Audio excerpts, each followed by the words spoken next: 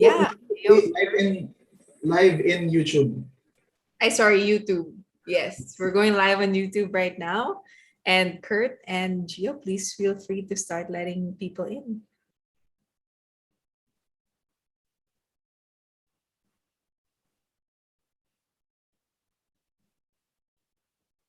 Hi, everyone. Looks like we're going to have a full house today. Already 164 people in the room here with us right now. Welcome. Maybe you can let us know where are you calling from as more people are coming into the room. Maybe you can put into the chat box. Where are you calling from? I'm calling from Quezon City. Our special guest today, I know Jose is calling from Makati. And these are things made possible because of technology. So Hannah is from Baguio, Mayan calling from Dasmariñas, Rosalie also from QC, and Ralph from Manila, Azeline from Los Angeles. You were coming from so many places, and we're coming together, and this is made possible for us to be like in a classroom as well because of um, technology. So we're so glad to be introducing this topic to you today: hybrid classrooms and exploring the future of our learning spaces. So again, we are Positive Workplaces. Our mission is to co-create cultures that enhance the well-being of the Filipino workforce. And the workforce that we're actually paying special attention to this month is a workforce very close to my heart: the teachers, the educators, people in the education system. So, hello for those who are not familiar yet with our webinars or with me. I'm Nikki. I'm the Chief Wellbeing Officer and the co-founder of Positive Workplaces. And we really believe in bringing sessions like this to you because if you learn from this session, you learn to lead yourself, you learn to lead others. Together, you would be leading cultures and you could be creating positive workplaces. And the workplace that we're focusing on this month again is the education system as a workplace. And this webinar is a collab between Positive Workplaces and MBGN Consulting. We're really lucky that right now we have Jose as our guest. Jose, please say hello as I introduce you. Hi, Nikki. Hi, everyone. It's great to be here, and thank you for having me. Yes, it's a great privilege to have you here, Jose, and to introduce you. So, Jose is a futurist, entrepreneur, and professor. He's currently COO and head consultant for corporate foresight of MBGN Consulting, an innovation consulting firm for emerging markets. He's also a professor of futures thinking at the Asian Institute of Management, AIM, where he developed and delivered the first ever course on futures thinking to be delivered in higher education in the Philippines. So the thinking of the future, my gosh, it's such a privilege that we have Jose right now. He has almost 2 decades of experience in multinational corporation, where he worked in improvement and strategic transformation initiatives across Europe and the Asia Pacific as a Lean Six Sigma black belt.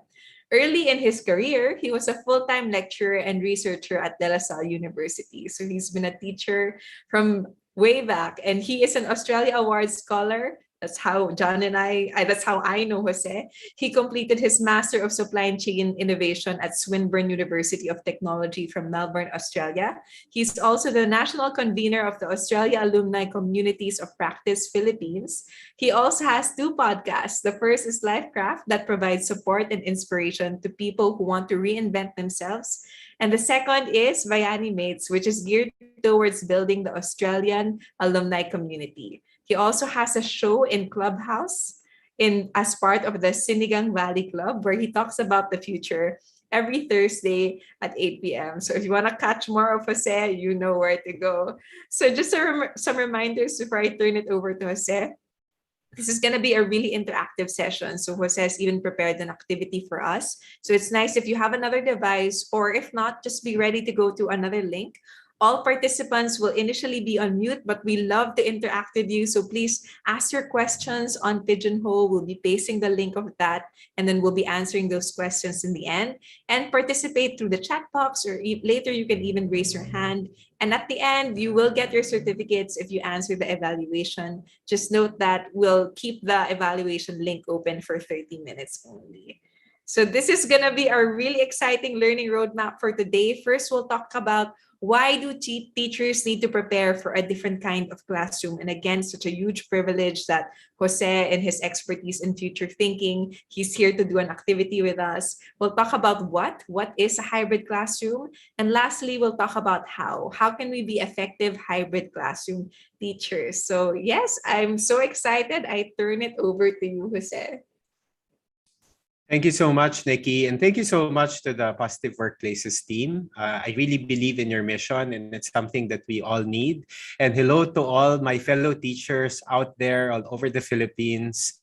It's great to meet all of you. And I'm so excited to share what I know about a little bit about futures thinking, but more about hybrid learning spaces. So I hope that and I think it's also a great opportunity for me to learn from you also. And what's important is we actually start to play a more active role in really shaping the learning spaces of the future. So thank you so much, Nikki, for giving that introduction. I'd like also to just share a little bit about myself. So, as mentioned by Nikki, I've been teaching actually since the 1990s. I was teaching since 1997.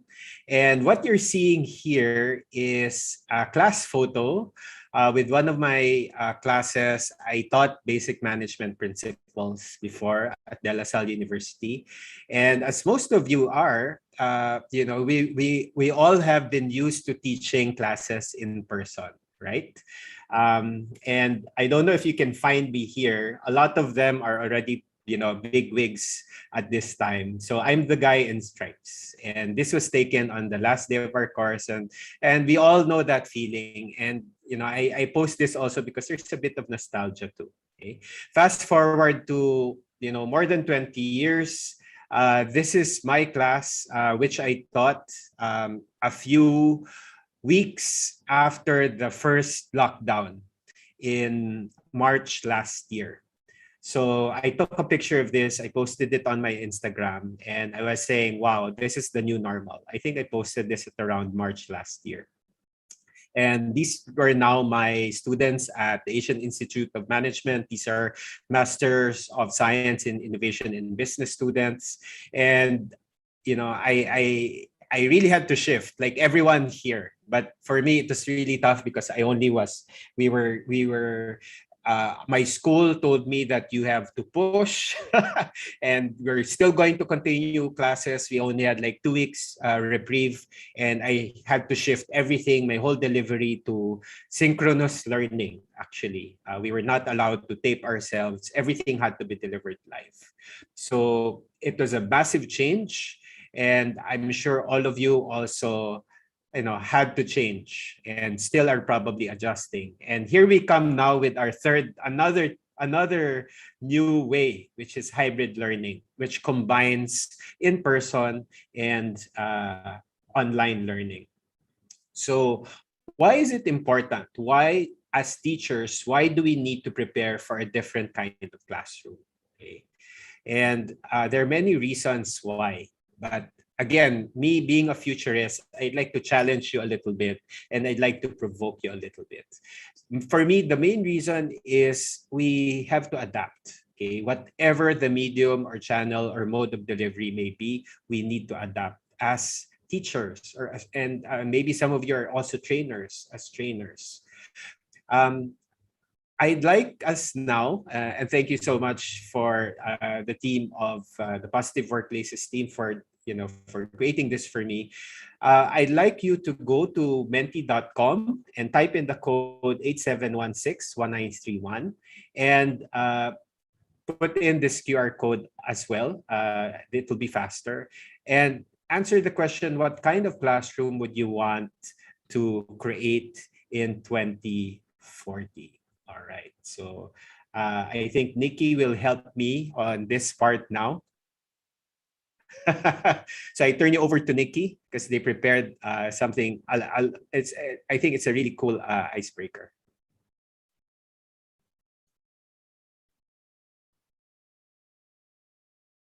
Okay, so we now see there are 4 images of the future classrooms here.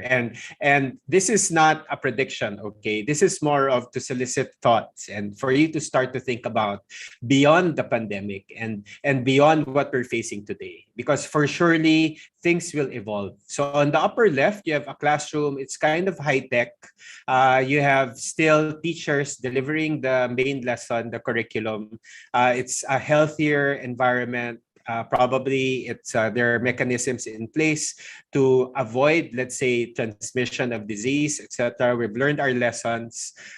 You have some computers, for example. There's a lot of spacing, but basically we sort of revert back to the physical classroom. On the upper right, you see there an image of, let's say, a robot actually providing the lessons to the students. So you have now robots as teachers, so probably powered through artificial intelligence that's linked to our learning management systems.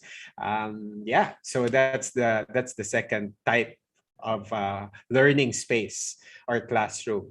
The bottom left is a picture of a learner with electrodes attached to their head, because in this world you have the technology called brain-machine interfaces, which allow you to read and to upload information and download information automatically using your brain waves and using the nerves in your brain. Okay, just to tell you, there's already a number of technologies that's actually going towards this. A number of companies who are actually exploring brain-machine interfaces, but I think for now, the immediate application would be for those with medical challenges or medical issues. But it's just one hop, skip, and a week away from actually being applied in other industries such as education. And then you have the lower right, which is really sort of really going back to traditional ways where you sort of have homeschooling. You have the kids which are really, really protected. And here you can see it's being done outdoors. This is probably a parent attending to the kid, and in a way it's sort of like practical and so on. So what some of you have already done, just click on the picture which resonates most to you. All right. So we see a number on the top left, right? And then some on the top right, a little bit on the lower left, and then on the lower right photo, we have quite a number too. So Nikki, what does the numbers mean, if I may ask you? Yeah, it's just those are the dots that people are clicking. So by my count, the most voted picture of what kind of classroom they would want to create is the one on the upper left. There is at least 23 on that one. And followed by the one closer, there's just a huge, difference. So the next one followed by that is the one in the forest. So really interesting. Really interesting, right? And then the third one would be, I would assume, the upper right? Yes, where you have the robots teaching the students. Yes. And the lower left would probably be the one with the least. Yeah. Okay. That's the design of the lower That's left. really cool. And while we still have that on, I'd like you to write on the chat, what your answers are and why you chose those particular, what resonated with you. Why did you think this is the classroom that you want to create? Can you put your reasons why on the chat? I'm just curious in terms of why. For you, Nikki, just for trivia purpose, which picture would you choose here, or have you chosen? Really want to have that very going back to nature. So it's the lower right for me, because I really feel like one of the reasons our pandemic was so bad is because we are also far away now from those open outdoor spaces. And I feel now that's the kind of place where we would be most relaxed and also where we would be most able to control the pandemic if we have more outdoor and open spaces like that. Right. So that's a really good thing to reflect on. Thank you so much, Nikki, for for sharing.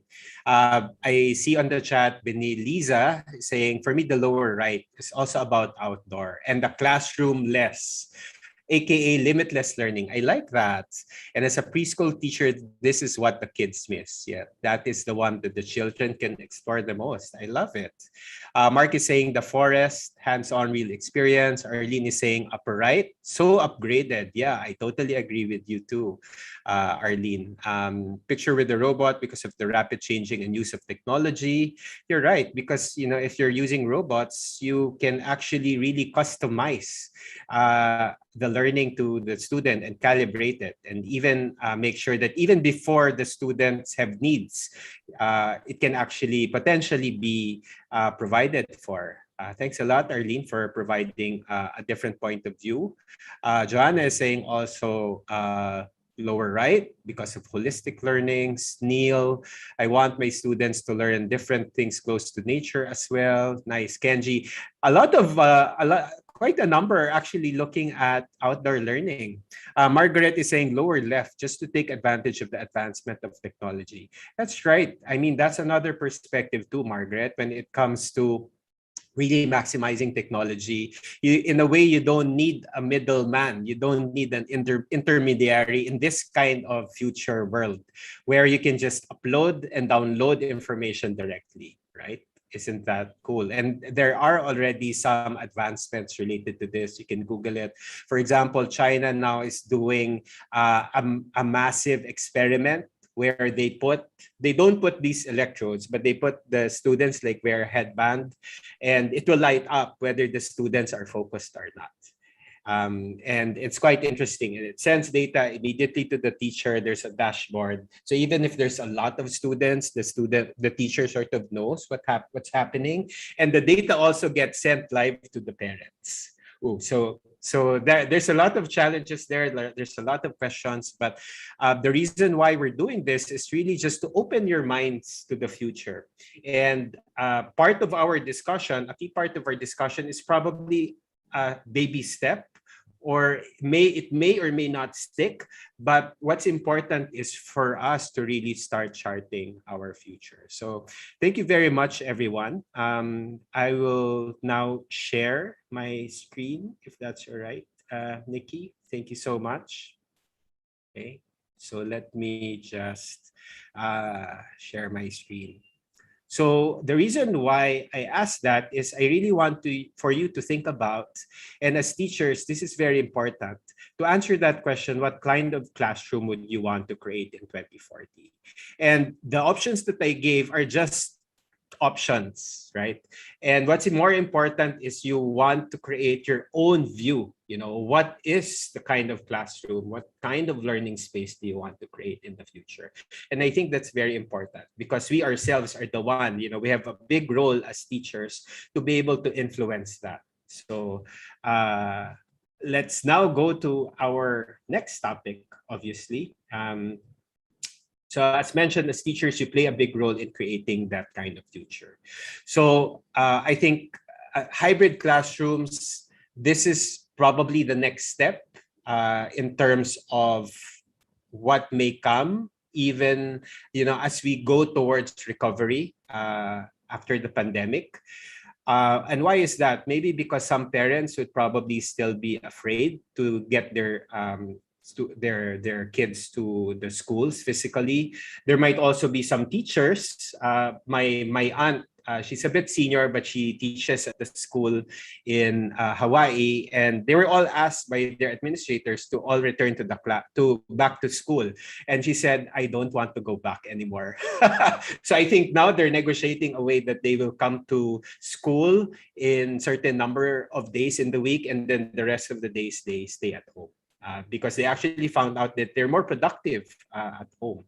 So, and their students also got used to actually doing things online. So going to hybrid classrooms, what is a hybrid classroom? Okay, so before I answer that question, I'd like to ask you again, what do you think is a hybrid classroom? Okay, so again, go to menti.com, go to it's basically the same code. And what we will do is we will just forward it to the next one, right, Nikki? Nikki, do you want to show the results or do you want me to show the results? Yes, I think it's on the screen. What do you think a hybrid classroom is? And I think people are, is it visible to you, Jose? Yes, it's visible to me. Thank you. Thank you very much. Yeah. So there's one who says, no idea. That's fine. We're all here to learn. And thank you for, for your humility to actually say that. We have a number of people saying combination of classroom, online, and environment experience, mixture of traditional and modern learning setup. So I see a combination of both synchronous and asynchronous sessions. Actually, you can deliver that online, right?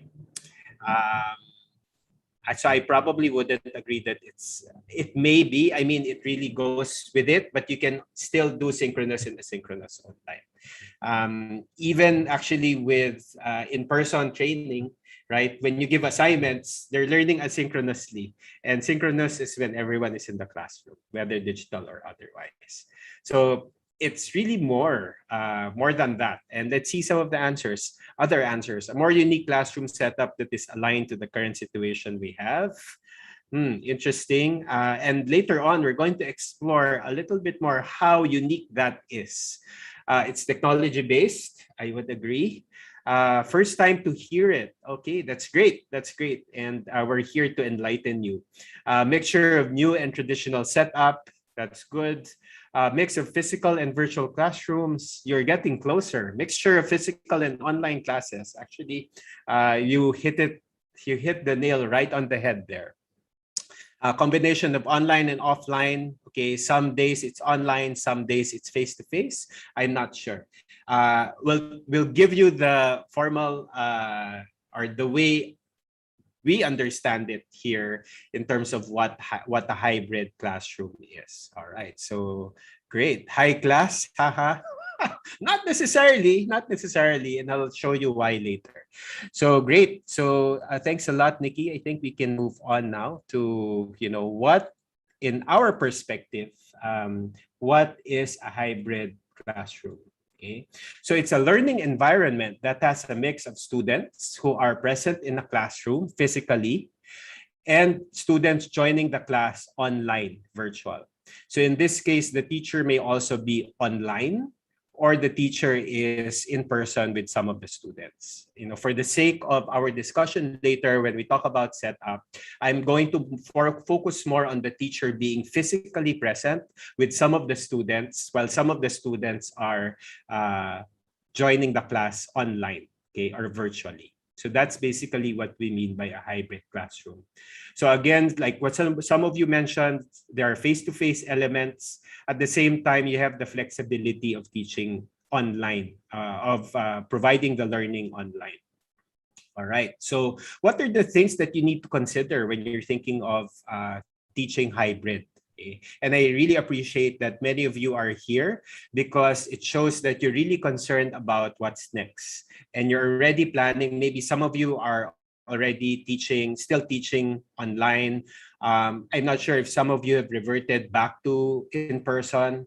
But I think the next step will be, again, as we go in towards this road of recovery, is really to combine both online and face-to-face.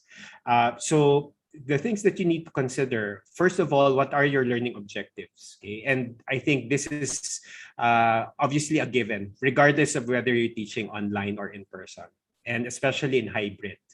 What activities do you think fit better? Obviously, this is, again, part of your design, part of your instructional design.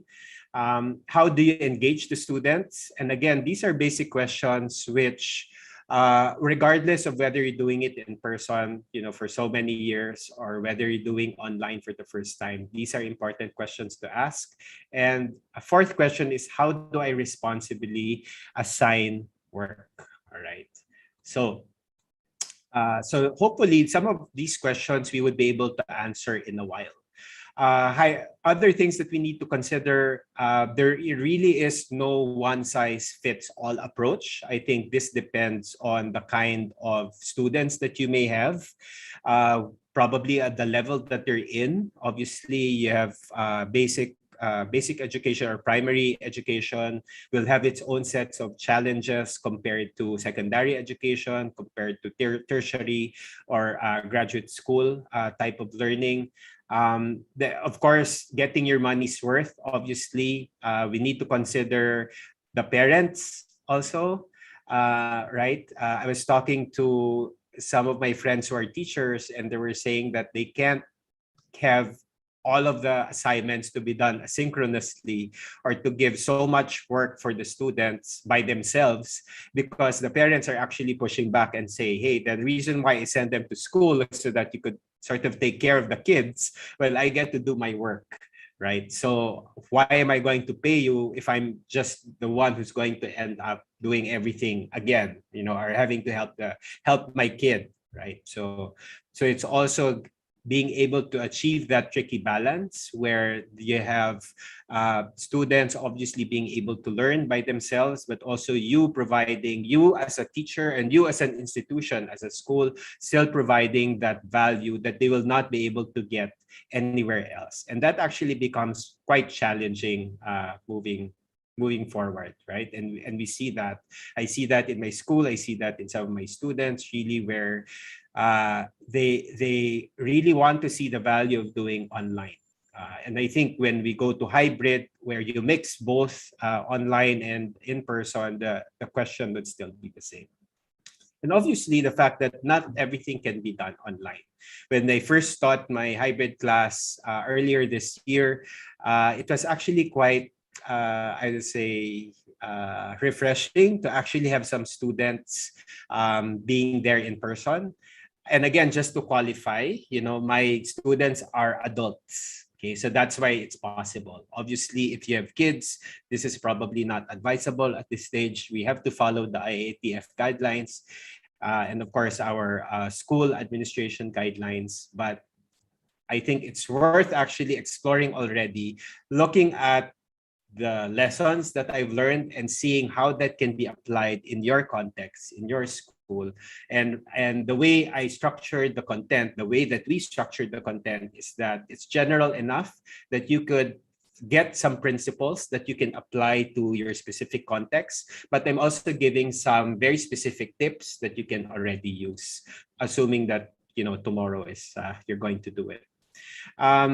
When we talk about hybrid learning and coming from a business point of view, and I was thinking about, what's the best analogy when it comes to hybrid learning? More and more, it doesn't really matter where you are physically if you want to learn. Okay? I'm saying that as a teacher, but I'm also saying that as a student myself. Okay, more and more, if we compare it, let's say, to retail, right?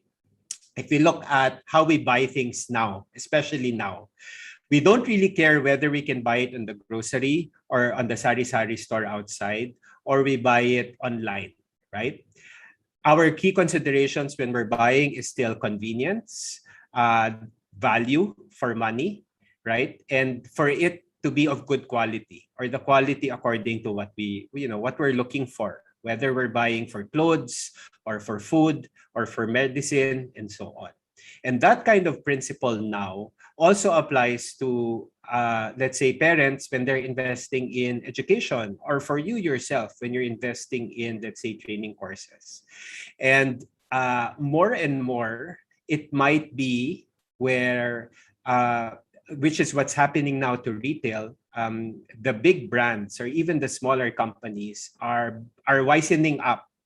And they realize now that their customers actually probably will need to be able to buy things regardless of the channel.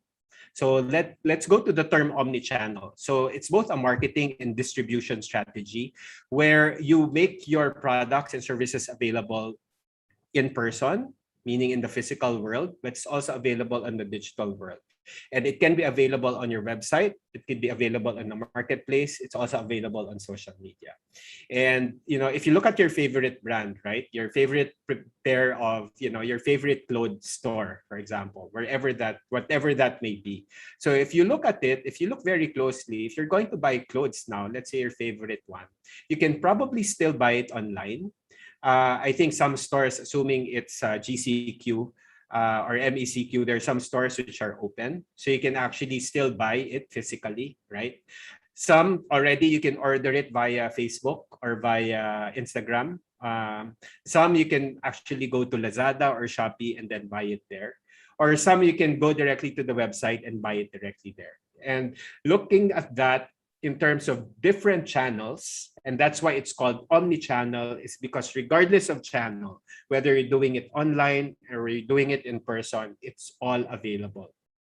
And it's a seamless customer experience. So it might be that you go to the shop to try on your shoes. For example, let's say you're going to buy shoes. You tell, let's say, the sales attendant, okay, I'm not sure if I'm going to buy it, but can I already reserve it? So they'll reserve it to you on store.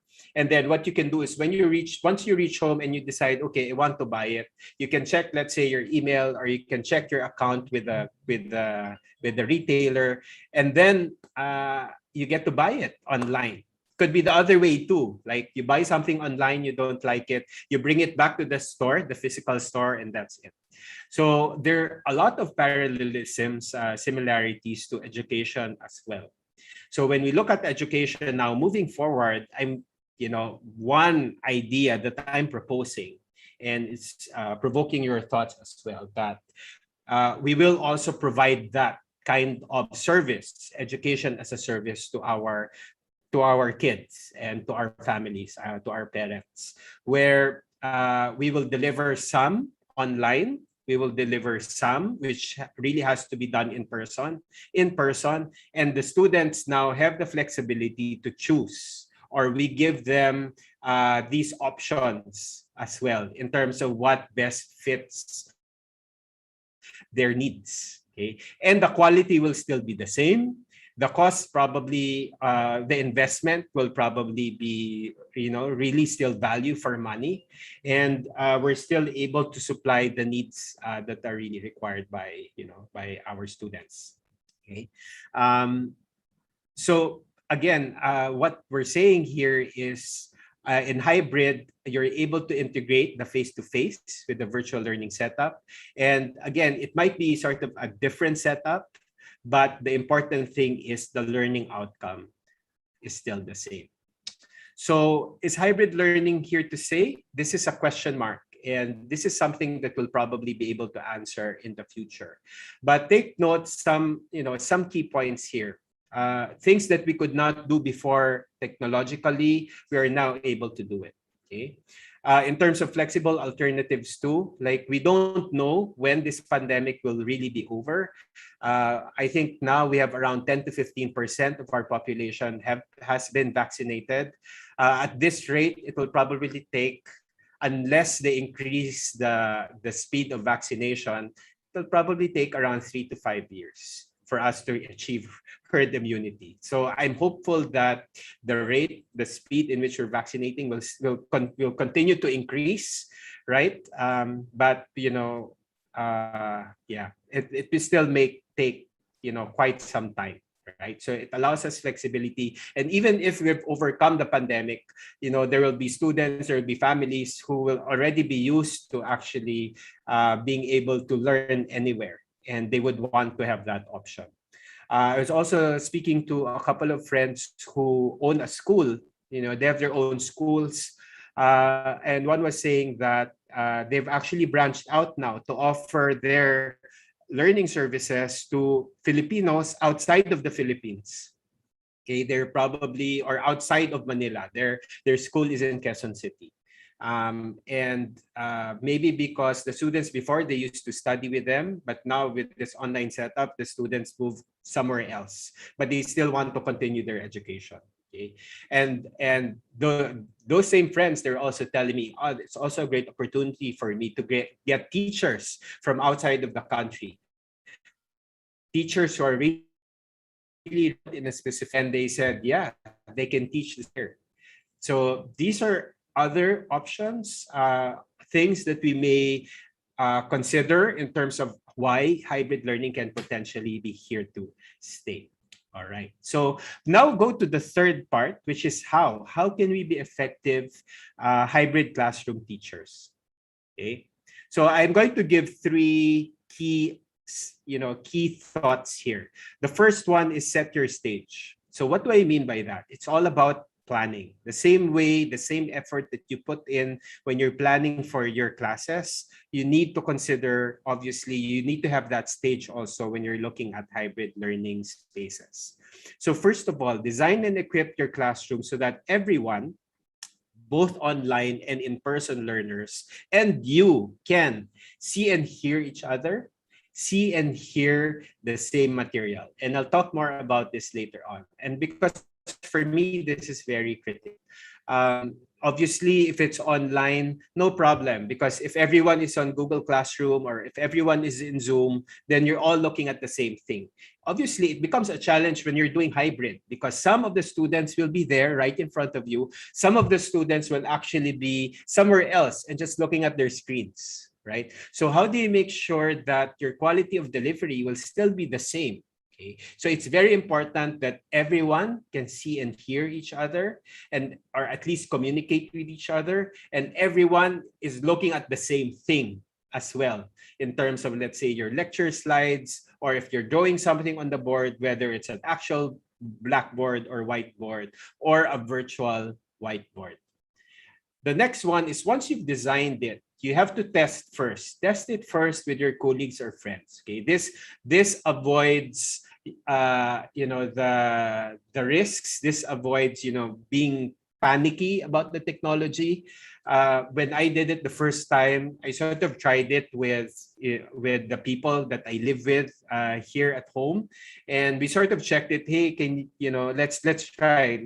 For example, you're my student. What can you see on? And I just asked, I asked my partner, look at my phone, use your phone and try to access, and then let's see. So we sort of simulated it. Again, it's not something hard to do.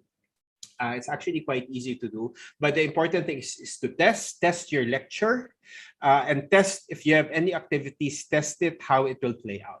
And third of all is don't be afraid to experiment. As mentioned earlier, there's no one size fits all. You have to see how it works for your classroom, your learners, your students. But I do have some tips that you may want to look at. I'll share with you my experience when I taught a hybrid class for the second time. Okay, so you have here, this is a screen capture that I took of my laptop screen. So you can see here sort of the setup. That's me on the upper right. That's also me on the upper left. On the lower left, you see my class, okay? And this was actually done in a school, right? And these are teachers, actually, and coming from different levels, mainly primary and secondary levels. And then on the lower right is one of my learners. Some of my learners, they turned their video off, so they can't be seen. But this particular learner, his video was on, and we were actually talking while I took this picture. So you could see really this is a hybrid setup. And I'll talk more about what are the details of this setup, and maybe you're already seeing some details. You can see the screen. That's actually a big TV on the upper left. You can see it here. I sort of had the timer, but that's fine. They're actually close to each other, but normally I set them apart. And in this case, because they're sort of quite close to each other. Some were wearing masks, some were not. Actually, I was wearing a mask that whole time, because I was concerned about. I was going to meet my in-laws later. I think the day after, so I was very careful about my health. And yeah, so I'll describe now what was my setup for this. Okay, so this was I think a month ago. Okay, so what was my setup? I had 2 Zoom accounts. So one account I used, it was in my laptop, and then another one was for a teaching assistant. So I was very lucky I had the teaching assistant. There were two cameras. One was the camera on my laptop, and then the other one was to capture the whole class.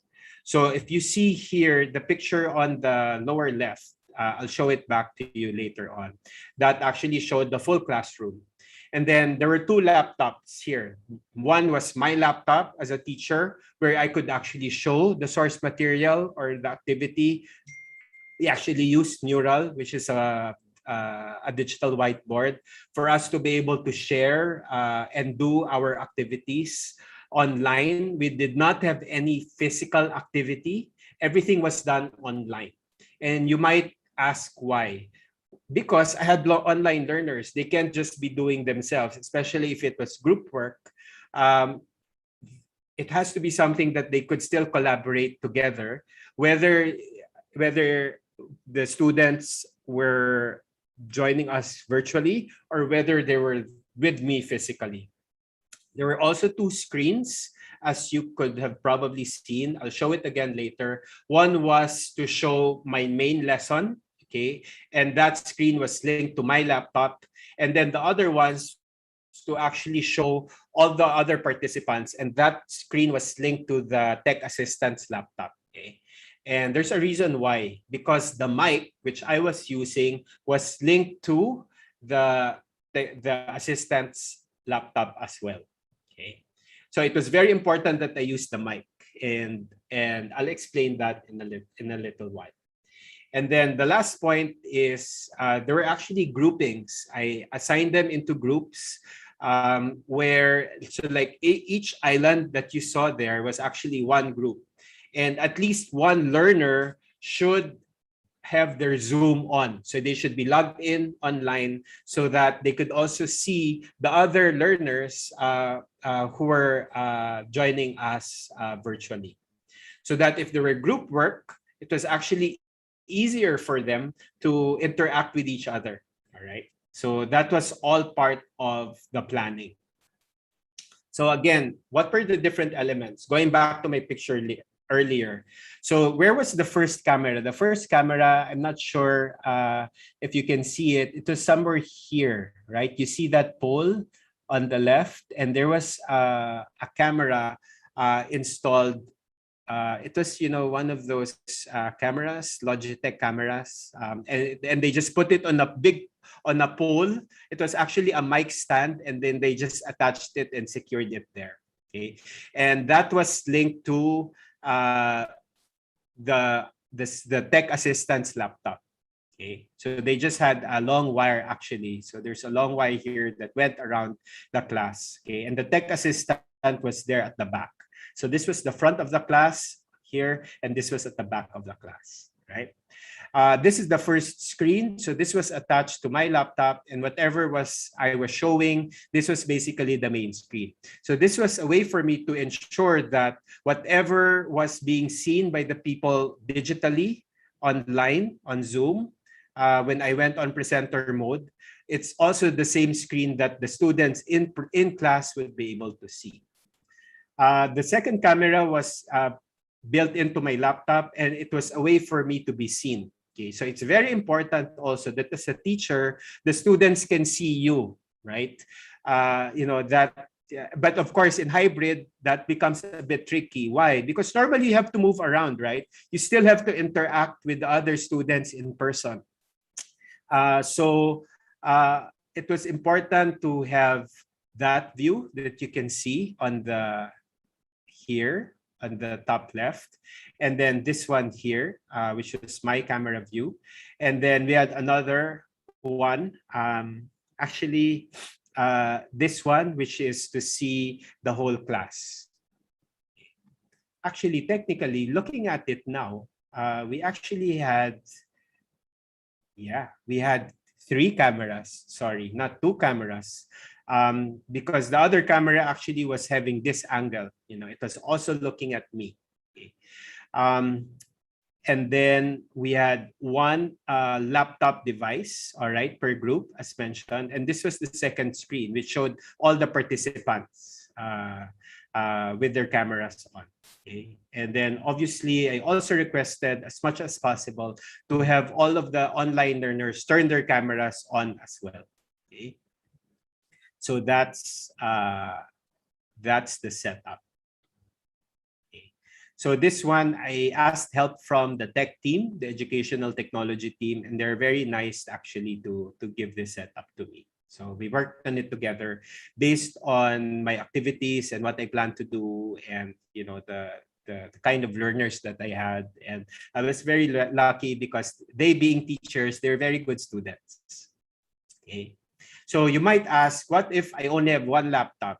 What if I only have one camera and that camera is the one installed in the laptop? So for me, there's also an alternative setup. It's simpler, it's cheaper. You don't need as much cameras and equipment, where you just need one Zoom account, or probably you can, if you're using Google Slides, that's also fine.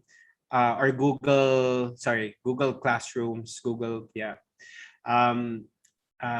so it's basically for the teacher, one camera which is built into my laptop, one screen to show the main lesson, one laptop for the teacher, and at least one learner per group should be logged onto Zoom as well. So for me, that was very important to have, to assign them to sort of groups, and then at least one of them should have a device that could be linked, that is linked online. All right. So how did that setup look like? So you can see here, this was a smaller class. I think there were around 15 of them, 10 to 15. It was half and half. Half of them were online and half of them were in person. So you can see here, this was the big screen that we just put on top of the desk. What I did was, because I only had one camera and that's the camera on the laptop, I showed it in such a way that it was actually looking at the other participants, the ones attending in person. So you can see them here actually. And then the others were attending actually it online. You can see them here. And I really requested that they show themselves so that I could also see the reactions, because there's always a tendency to actually forget the students who are not with you there physically. So as a teacher, if there's any tip, it's really to make sure that you don't forget, because it's much easier to actually talk to the students in person. Okay? So, right. So part of the preparation, and this one now is we're going into the implementation side, is making sure that you establish inclusive norms. And what do I mean by that? Have everyone on the same platform, whether it's Google or Zoom or whatever, even in-person learners. So as you saw in my example, at least one had their laptop on. If I were going to do this again, I would actually ask all of my students to have their devices on with them, and they should also be logged on. Okay, so even though they're already seeing me in person, it's also good to have it logged on so that they can also interact with their with their classmates who are joining us virtually. And when I address, be sure to address everyone and not just the in-person learners. So this is what I talked about earlier, and I'm going to stress that because that's very important.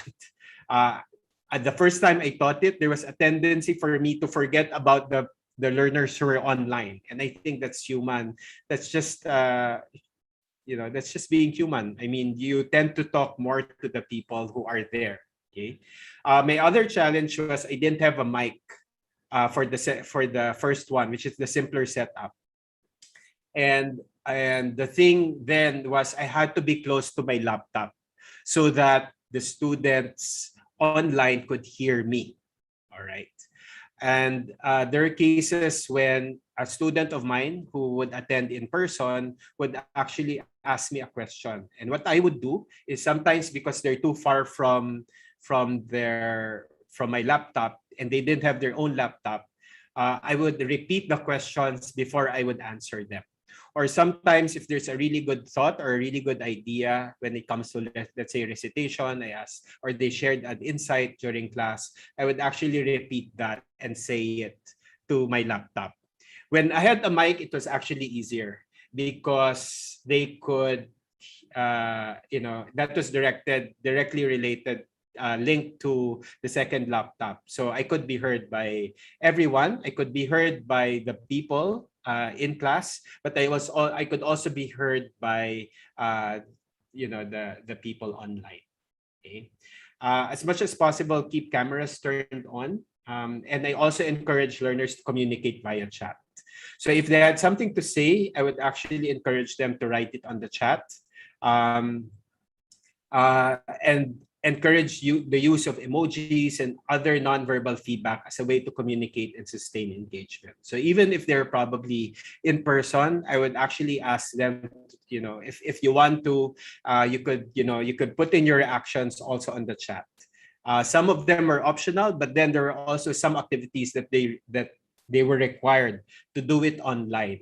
So especially the critical activities, the important let's say group work, so as not to exclude the people who were joining us virtually. And the last point, and this is something that I learned during the second time that I did it, is to establish a buddy system where I would pair someone who was online to someone who was in person. So that someone who was in person, in case there were some tech issues, meaning hindi siya marinig for some reason, the one yung kapartner niya online, it's possible for the in-person student to actually speak up for them. And if there were anything that was missed, that person who was there physically with me could actually help me relay the message to them. So that was quite important. The third one, design inclusive and interactive activities. So you might actually be noticing a thread here. Inclusion is very, very important. Okay? There's really a tendency to forget the people, to forget the students who are joining online. Okay? So, or sometimes you might be concentrating too much on the person online and then you forget the people in person. But I think that's less likely because you have the people right in front of you, your students right in front of you. So when you're designing activities, for example, for me, my advice would be bias it towards the online learner. Obviously, it's much easier to do an activity using pen and paper or, cartolina or whatever, or using a blackboard.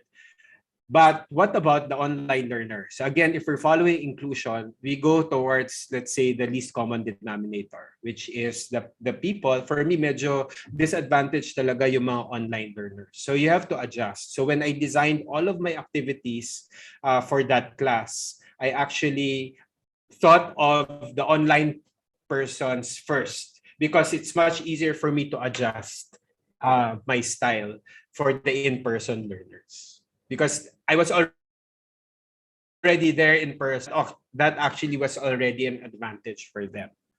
The second point is think beyond the lecture. And this applies for any setup, whether physical or online. It's really to change the format of the class regularly. For me, actually, I change it every 10 to 20 minutes, even faster than that if possible. So I use breakout rooms, I use polls, I use videos, etc. And you probably have a lot more examples than me. The other one is assign a student to be a chat monitor. Okay, so you could have someone to actually monitor the chat, because in most cases when you're delivering a course, right, you can't see everything. You can't be looking at the chat and looking at your students, physically, the ones who are there in person. So and the way I deliver it is actually I'm just delivering it to one audience. That's why the setup is so important at the beginning, so that when you actually do the delivery, it's not you're looking at the camera or looking at your laptop and then looking at the in-person students. You're going to go crazy. So what's important is you just deliver it once as much as possible. But for that to happen, you have to be able to set up your tech quite well. Okay, and be able to encourage an environment where everyone sort of helps each other. So I had some students, for example, who were online and they had issues in terms of connectivity. But because they had a buddy number one. And they also had I had another student who was sort of like monitoring the chat. It was much easier for me to get the feedback. So we had to wait, we had to stop, or we had to adjust sort of the pace and adjust the activity to accommodate those issues. And really just being patient also, and also being accepting that things can go wrong, and creating an environment where it's okay for things to go wrong. And there's another way that we could actually catch up. So, good thing it hasn't happened to me yet. But sometimes the tech can really fail. And in that case, you go to your backups when it comes to, digital. What do you do, let's say, when your connection doesn't, there are issues with your connection. So it's always good to have a backup activity that could be done asynchronously, that could be done on their own time so that they get to continue. Or if there's really no choice, then you just really have to reschedule. Okay. And the last point is find ways for students to share their work without having to come up to the board. And when I say board here, it's the physical board, right? So you could use the different techniques that you're probably using already online, using digital whiteboards, being able to, that's why as much as possible, they should have their own devices with them. So if they want to share something, like share their assignment or write something on the chat, they can already do it without having to, let's say, access my laptop, or they at least they have their own device. And if they put it there through their device, then everyone also obviously can see it. So those would be my steps. So thank you very much again. I think we're on time, and I think if you have any questions, feel free to raise them. And I hope you got some useful tips and principles that you could apply for that time when you're going to deliver hybrid classes. Thank you very much. Thank you so much, Jose, for sharing all of that, because it's definitely opening my mind to the thought of what's going to happen for all of us in the future. And it's something that we have to prepare for. And I really appreciate that you shared that with very concrete, pragmatic steps. I feel like now I can run a hybrid classroom tomorrow, given how detailed yeah. Yay. for all of us. So thank you so much. Thank you. Thank you too. So for everyone, thanks for listening to that so far. I just want, before we go to the Q&A, we will be sharing the Q&A. Sorry, let me just flash my screen with that Q&A right now. So if you have questions, great time to really, extract that wisdom from Jose, who already has that experience and who has so much more insights to share. If you have more questions, please ask it on Pigeonhole. You can either turn on the camera of your phone and then point it to the screen, and that QR code will link you to the Pigeonhole where you can ask your question. So you can ask your question anonymously, or you can put your name in there if you'd like to. And you can even vote on which questions you want to be answered. So we'll wait for your questions there. And while we're waiting for that, I just want to promote. So again, Jose kicked off our webinar series for teachers so beautifully. Thank you so much, Jose. Next, in the following weeks, we'll have one on trauma-informed positive education. So I'll be facilitating that. My first job, similar to Jose, has actually been as a teacher. I taught in Bukidnon. I also taught in a public school in Quezon City. And I've learned so much from that. And I'll be sharing with you on trauma-informed positive education. And of course, we need to support the well-being of all teachers. So Jericho Kapinpin, or Gio as we like to call him, is doing a webinar on supporting teacher well-being. So please join us for that. We'll paste the links on the chat box. And I also just want to promote that we also have a podcast, +1 with Positive Workplaces. You can look for us on Spotify as well. And we're on Instagram if you want to learn some nice tips on maintaining your well-being at work. We also have a website, positiveworkplaces.org, where you can see our videos, you can see our articles, our different resources. And a lot of people were asking Jose if they could watch this again because there's so many things that you shared and they'd love to go back to it. We're actually uploading it on YouTube. That's youtube.com/positive workplaces.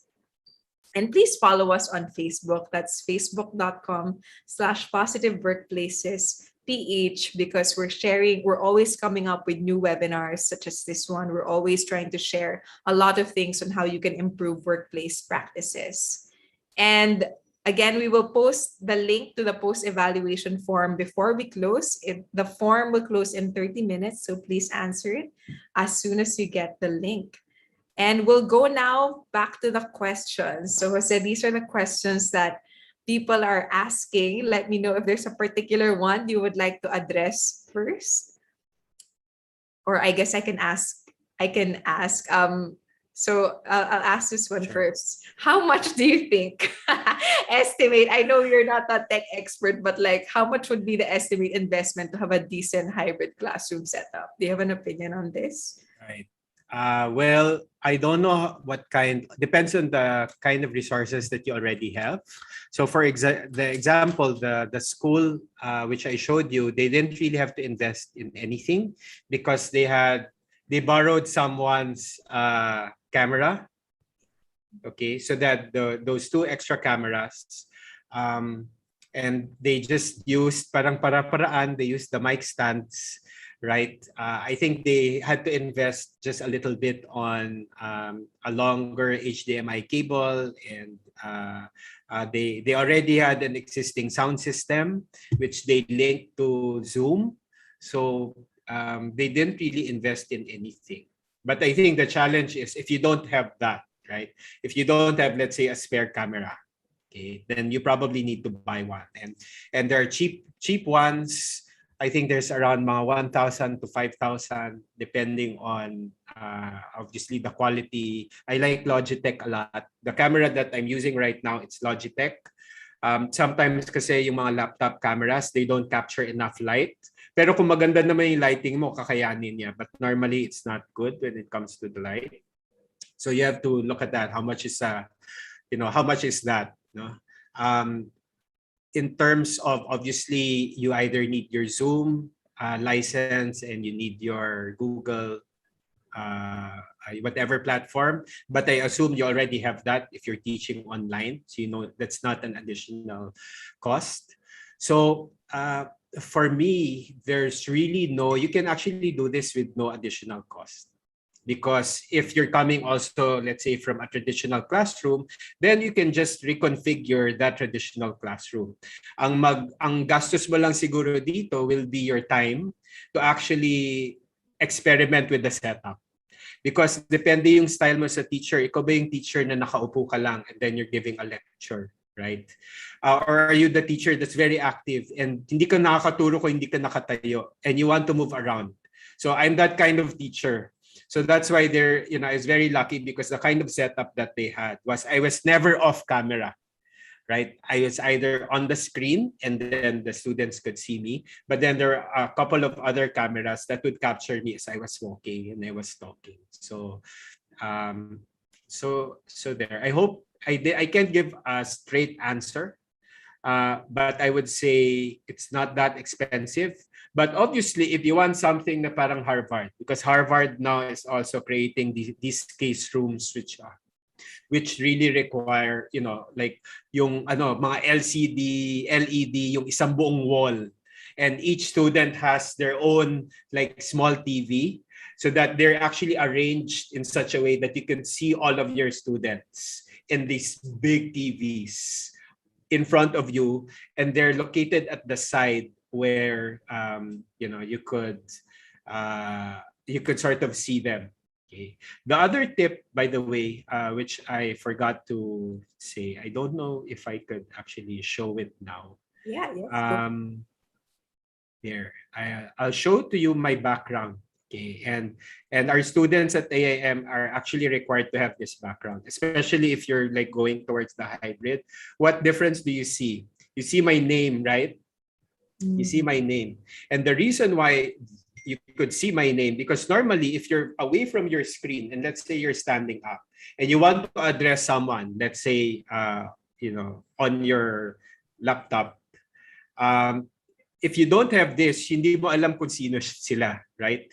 Parang you have to squint and say, sino ba to? But if you actually have their names big on the left side or one side, depende kung gusto mo yung buong taas nila. And this is simply a background. You know, if you're using Zoom, you can have a Zoom background. I think with Google, you can also create your own background and have your students write it. And it's part of, let's say, the norming. So that to ensure that you can immediately see, you don't have to squint and see sino nga ba yan, but you can already see their names at the back. So that's also another tip there. Yeah.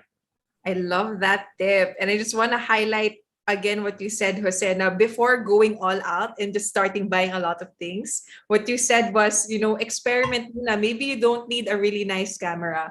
Maybe you don't need multiple cameras. So just experiment first with what works and then slowly start upgrading. Magpara-paraan muna tayo. You know, use that microphone stand first before you buy a professional stand. If the cheap setup works already, then maybe that's enough. So I love that tip. And I also love the name tag thing. I never thought of doing that as well. Right. That's beautiful. Right. Maganda din siya pag nag-picture taking kayo because you see everyone's names. Right? Yeah, so parang yun yung bagong index card making session. So correct. Design your virtual background and it's brilliant. Exactly. Ang galing mo. Para nga siyang index card. Yeah. One more question here. How do you evaluate or do your students' participation or attendance online? Do you have any tips? That's a very good question. One, because we have a teaching assistant at AIM.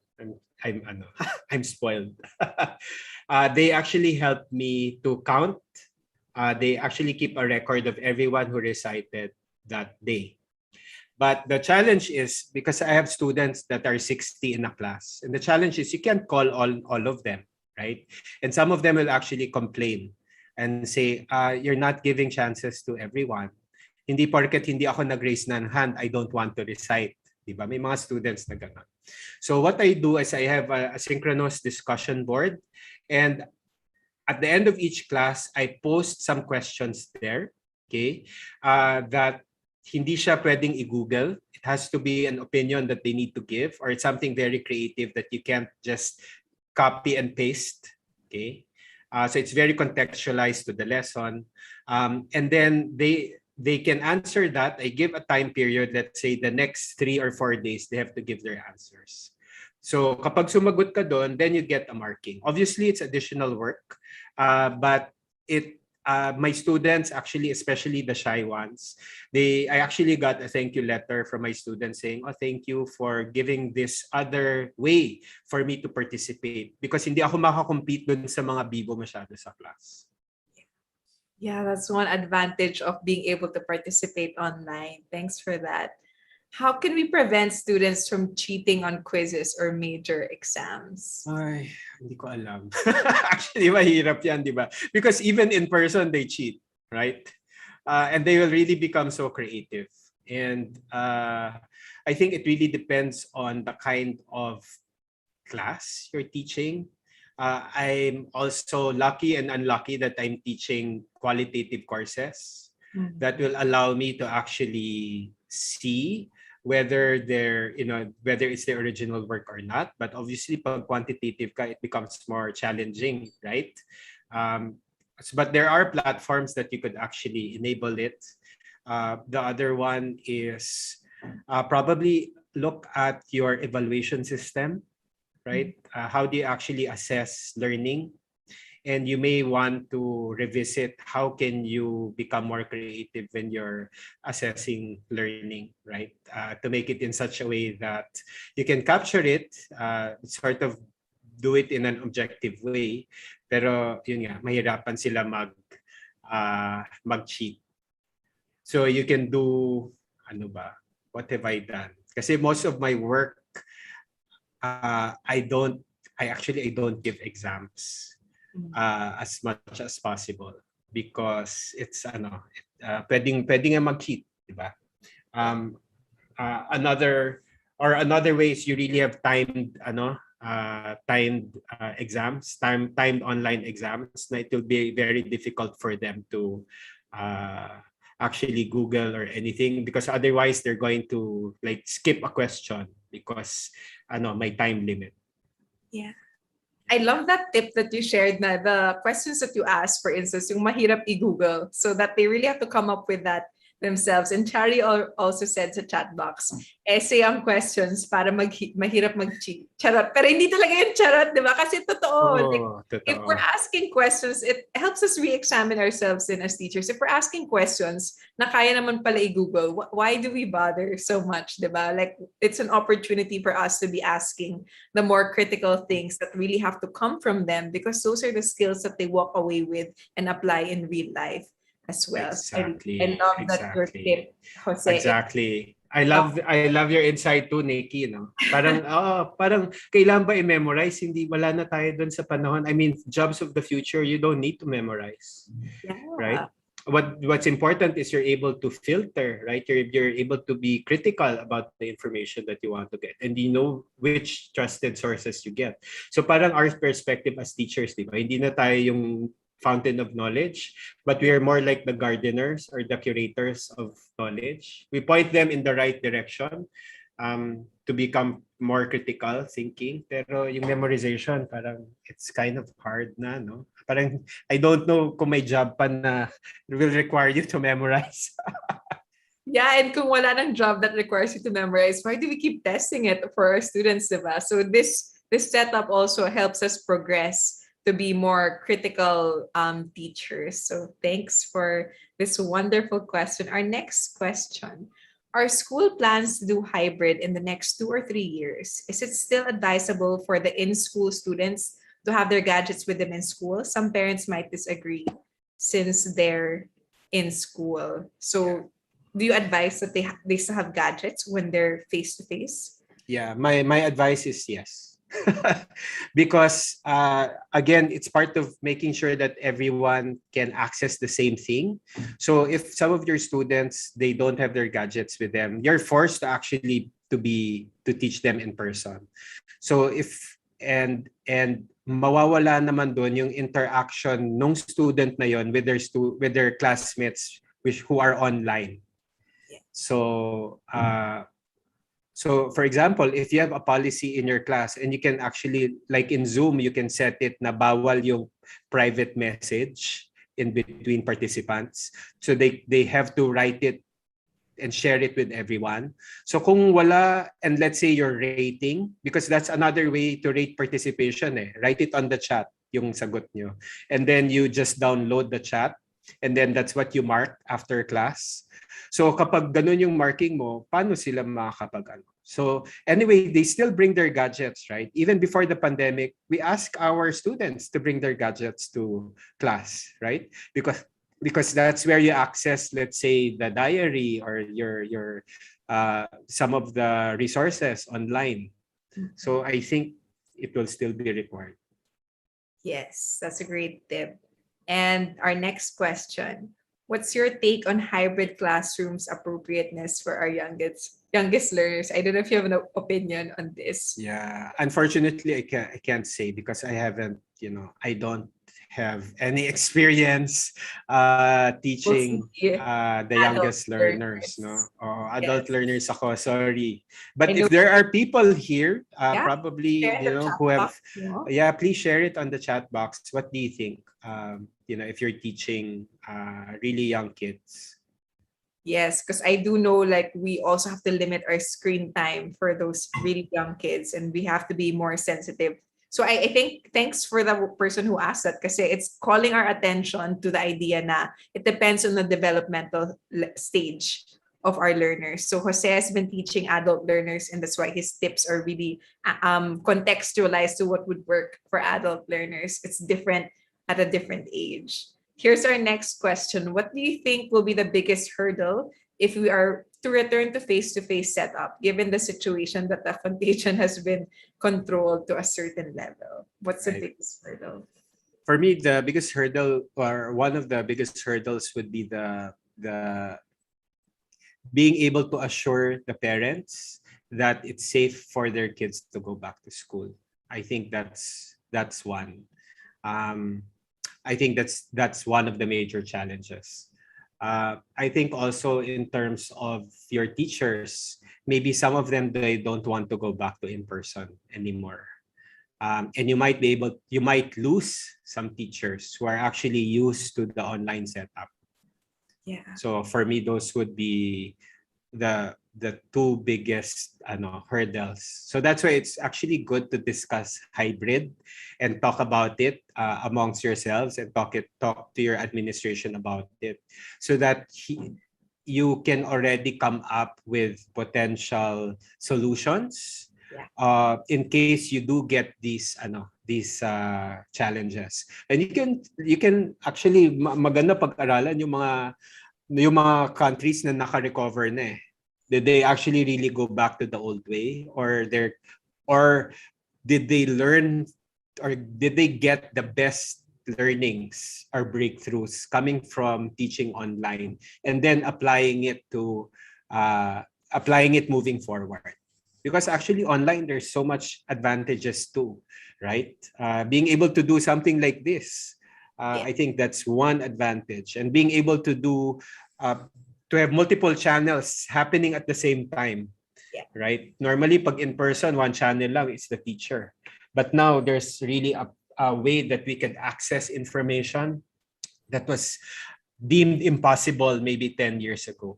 So Yeah, so much possibilities. I also want to add my own thought on what I think will be the biggest hurdle. I don't know, Jose, if you feel the same, but I'm more cautious of people coughing or sneezing. Parang if people do that, I'm just like, oh my gosh, exactly, like get a step back. So parang may extra fear na tayo ngayon about right. coughs, people coming in sick. Dati kasi when people are coming in sick, we're like, wow, sipag mo. Like, thank you for, persevering. Now, if somebody comes in sick, we would think siguro, oh my gosh, you're so inconsiderate.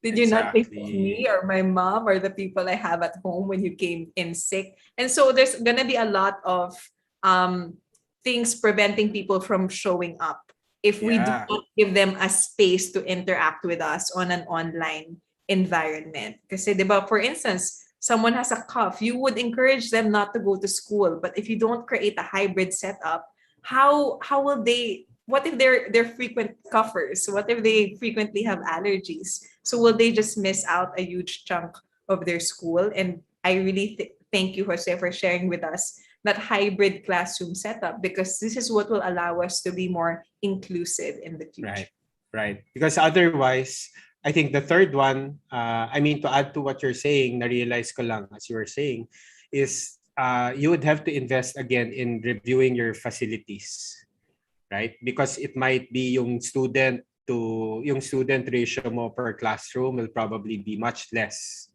given that i-distance mo na sila, di ba? Hindi mo na sila ibabalik dun sa dating setup eh. So yun.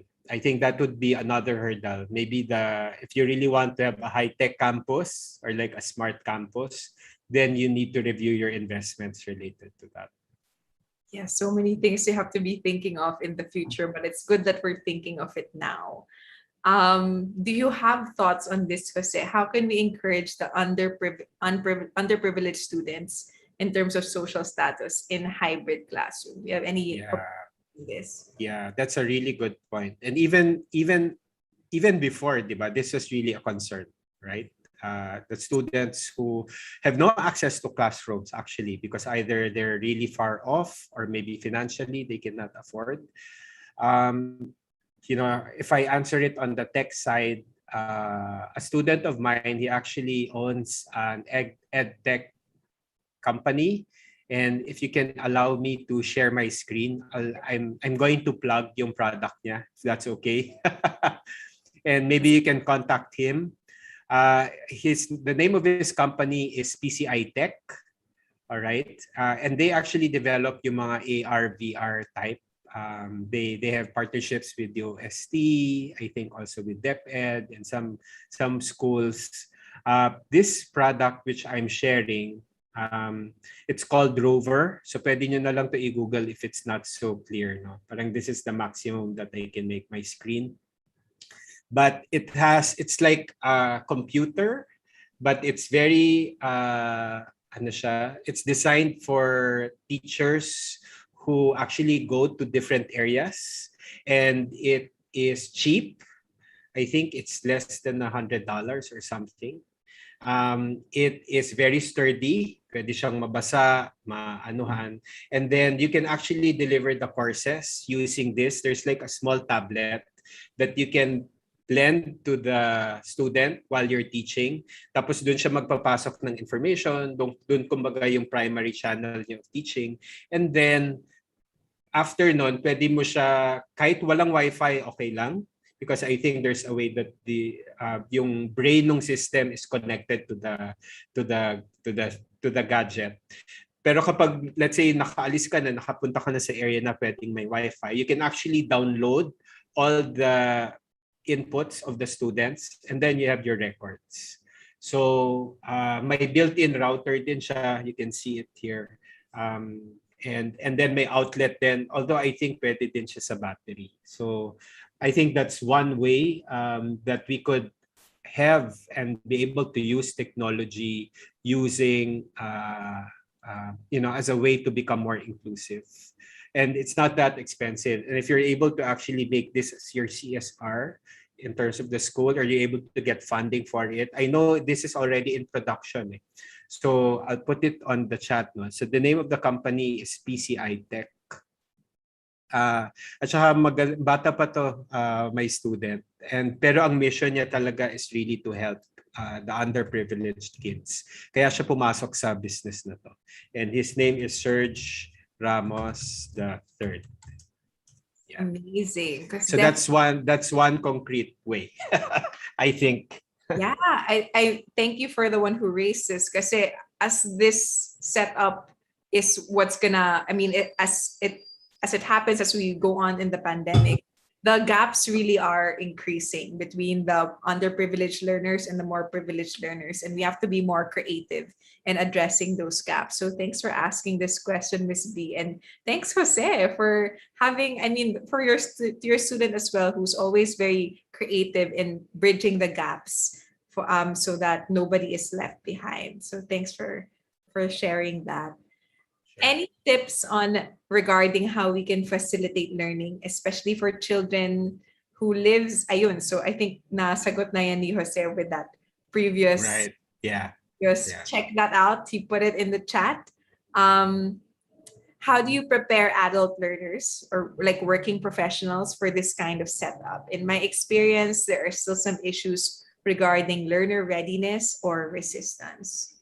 Yeah, totally. I think the one is, when you talk about adult learners, one key one is value for money. What's the difference of, let's say, attending your course versus attending, a LinkedIn course or a Coursera course, right? And that's, I think, the biggest challenge to our institutions, which is how do you now create value that they cannot just Google? Going back to your point, Nikki. So I think that's the bigger question there. How can we make sure that the lessons that we are providing, the experiences that we are providing is something that really gives value and it's really worth for our adult learners? Okay. So I think for me, that's the bigger question, because if you're providing that value, whether it's, let's say, networking, being able to learn from practitioners themselves, being able to get the chance to interact with, let's say, industry leaders, actual, really experts that they would not be able to get anywhere else, and being able to get insights that will not be able to get anywhere else, and to feel that belongingness too, that they are part of something, of, let's say, of a good school, or let's say a particular course that's very important for them.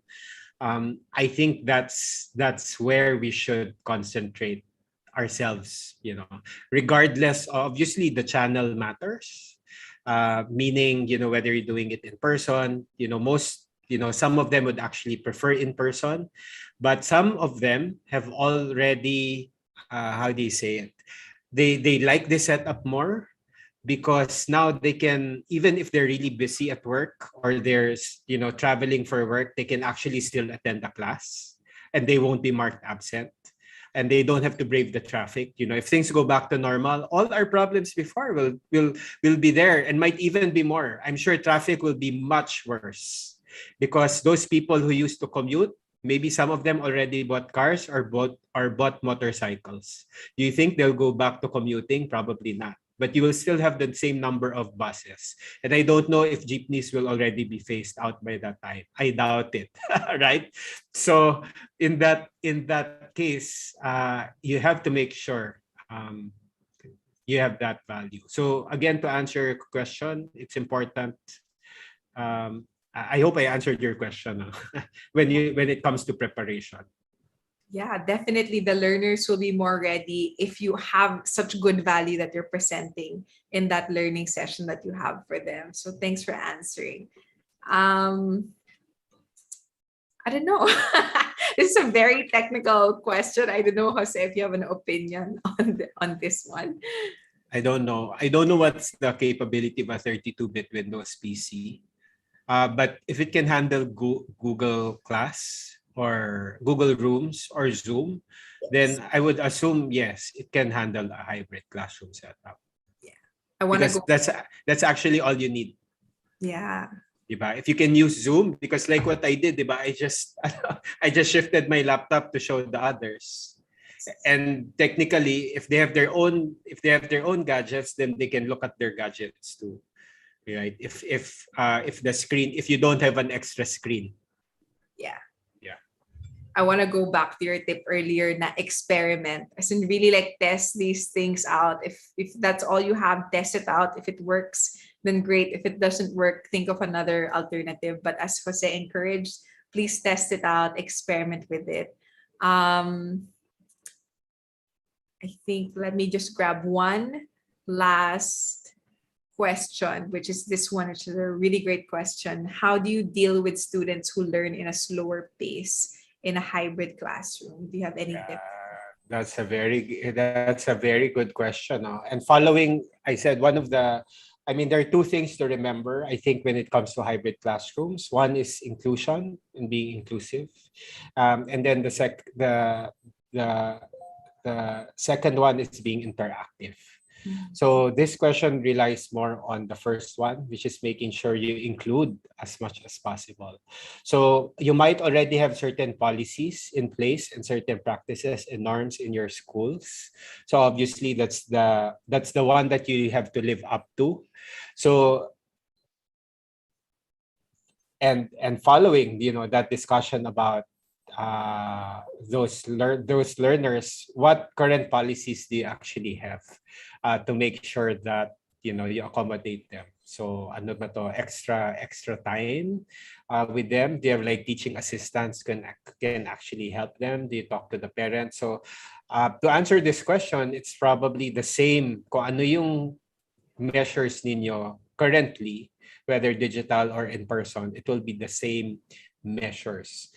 But I think the only challenge, and would be, it's more of mindset. It's really, having that extra commitment to actually make sure that you offer the same quality of learning regardless of where the students are. So for me, that's something that I had to switch in my brain. Na oops, hindi porket mas madaling makipag-usap to the in-person students, bahala na yung mga online, makakahabol din sila, di ba? So that was sort of my feeling at the first time I did it, kasi syempre nakakapagod, no? And I sort of felt nahati ako. But when I did it the second time, when I was just looking at one screen, and the way I designed my activities was for both. Parang factored in na siya. Hindi ako masyado nahirapan. So I could focus more on I had more energy to deal with the students who were slower. So I would always do like a check in, like every 30 minutes or during the break, I would ask them, how are you?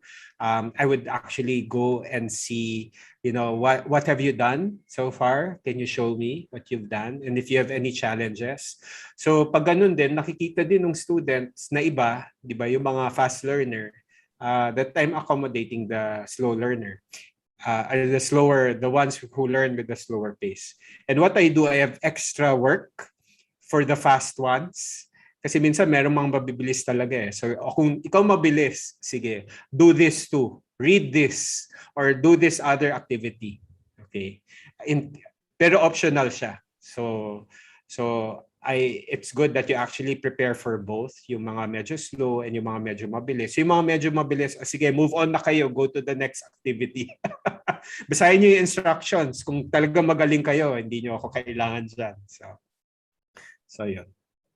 Wonderful. Thanks so much, Jose, for sharing those tips with us. And overall, I just really want to say thank you for inspiring us, giving us a glimpse of what the future may be like, and helping us prepare for that by sharing your experiences with us. You're definitely one of the rare ones who have already braved creating a hybrid classroom, and I appreciate so much that you've shared it. You've shared your insights, your experiences, your battle scars to make sure that every one of us here in the room would be more prepared for that future. So thank you so much, Jose. And yes, to everyone, please, the post-evaluation link will be put in the chat box. Please answer that in 30 minutes so that you can claim your e-certificate. So any last words, Jose, for the people, for the teachers in this room? Again, thank you so much, Nikki, and to the whole Positive Workplaces team for having me here. Being a teacher since the mid-90s, teaching has always been my passion, and I know how these times actually has been a trial for all of us. But I think it's always important to go back to why we're teaching, and we're here to really make a difference in the lives of our students. We're building a nation. We're building the nation of the future, the world of tomorrow. And I think that's one of the things that's important. The other thing is not be afraid to be innovative. Hindi kailangang gumastos all the time. It took me more than a year, actually, to invest in let's say a camera, this camera that I'm using. I've only was able to do it because, I think it's time, right? But hindi kailangan gumastos to be able to try new things. So I think that's the mindset. And I think the third one is to be always open to learning, staying in tune, and updating yourselves, with, let's say, with projects like what Positive Workplaces is doing, creating a community within your school that you can actually share tips. Maybe you already have it, but it's good to have that where you can just share without any agenda, but just to share, what's out there, and then not be afraid to experiment. Probably I have an advantage because I always like to be the first in doing new things. Probably that's an inherent part of my character. But for those who don't have that, I think if you go back to how can you be an effective teacher and you think of the faces of your students, I think for me that's the best motivator to actually learn new things. And there's no choice. For me, we really have to learn, unlearn, relearn, right? And now it's no longer an excuse as well that we don't know anything or we don't know something. We have to know. Even if we don't know, we have to know. Because that's our role as teachers. We have to know what's out there and bring that back to our classrooms and to our students. That was so inspiring. Thank you so much, Jose. And again, thank you to our participants who joined us here today. Have a pleasant afternoon ahead.